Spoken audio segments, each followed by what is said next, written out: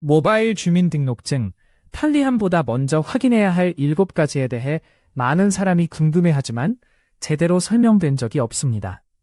오늘은 이 문제의 핵심을 짚어보겠습니다.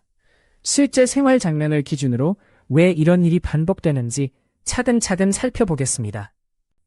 눈에 보이는 현상에만 집중하면 출처가 불분명한 앱과 과도한 권한 설정으로 개인정보가 노출될 수 있다. 이라는 진짜 문제를 놓치게 됩니다.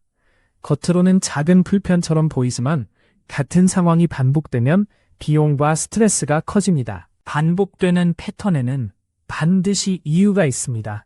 의지의 문제가 아니라 구조의 문제일 가능성이 높습니다. 그래서 오늘은 감정적인 조언보다 실제로 확인할 수 있는 기준을 중심으로 설명하겠습니다. 첫 번째로 살펴볼 것은 판단 기준이 불분명한 상황입니다. 기준이 없으면 사람은 습관대로 움직이게 됩니다. 이 장면에서는 무엇을 먼저 봐야 하는지, 어떤 신호를 놓치면 안 되는지 분명히 짚어보겠습니다. 두 번째는 피드백 속도의 문제입니다. 결과를 늦게 확인할수록 같은 실수를 반복할 확률이 높아집니다.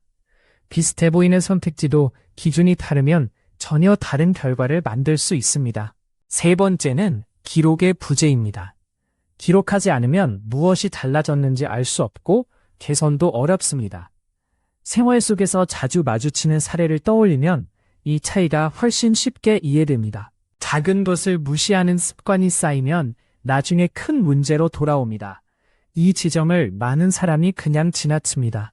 작은 요소 하나가 전체 흐름을 바꾸기 때문에 사소해 보이는 부분도 따로 확인해야 합니다. 문제를 인식하고도 미루는 순간 상황은 더 복잡해집니다. 타이밍이 중요한 이유가 여기 있습니다. 이때부터는 문제를 미루는 대신 기록하고 나누어 보는 접근이 필요합니다. 얼마나 자주 발생하는지와 한 번 발생했을 때 영향이 얼마나 큰지 두 가지를 함께 봐야 합니다.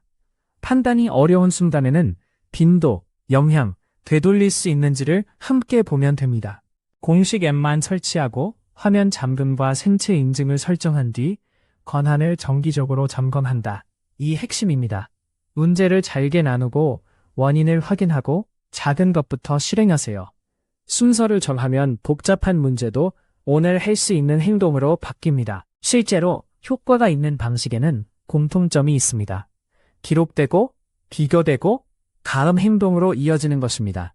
좋은 방식은 어렵기보다 반복 가능하고 다음 행동이 분명하다는 특징이 있습니다. 서울에 사는 직장인 김 씨는 주민센터 방문 전 공식 공공 앱을 설치하고 앱 게시자와 권한 목록을 확인한 뒤 지문 인증과 분실 시 원격 잠금 기능을 설정했다. 처럼 보이는 것과 실제 원인은 다를 수 있습니다. 현상이 아닌 원인을 보세요. 현실 사례에서는 말로 아는 것과 실제로 적용하는 것 사이의 차이가 드러납니다. 실행은 한 번으로 끝나지 않습니다. 확인이 행동으로, 행동이 다시 확인으로 이어져야 합니다. 한 번의 결심보다 매일 확인할 수 있는 작은 연결고리가 더 중요합니다. 지금 당장 할 수 있는 한 가지는 문제를 구체적인 문장으로 써보는 것입니다. 처음부터 완벽하게 하려 하지 말고 지금 보이는 한 가지부터 바꾸는 것이 좋습니다. 전부 바꾸려 하지 말고 영향이 가장 큰 행동 하나만 골라서 바꿔보세요. 작은 실험은 부담을 줄이고 결과를 확인하며 방식을 고칠 수 있게 합니다. 3가지만 확인하세요. 원인이 구체적인가, 행동이 작은가, 결과를 확인할 시간이 있는가. 점검 기준을 미리 정해두면 시간이 지나도 같은 실수를 줄일 수 있습니다. 공식 앱만 설치하고 화면 잠금과 생체 인증을 설정한 뒤 권한을 정기적으로 점검한다. 을 꾸준히 실천할 때 문제는 두려움이 아닌 관리 가능한 과제가 됩니다. 결국 핵심은 복잡한 문제를 생활 속에서 계속 실행 가능한 방식으로 바꾸는 것입니다.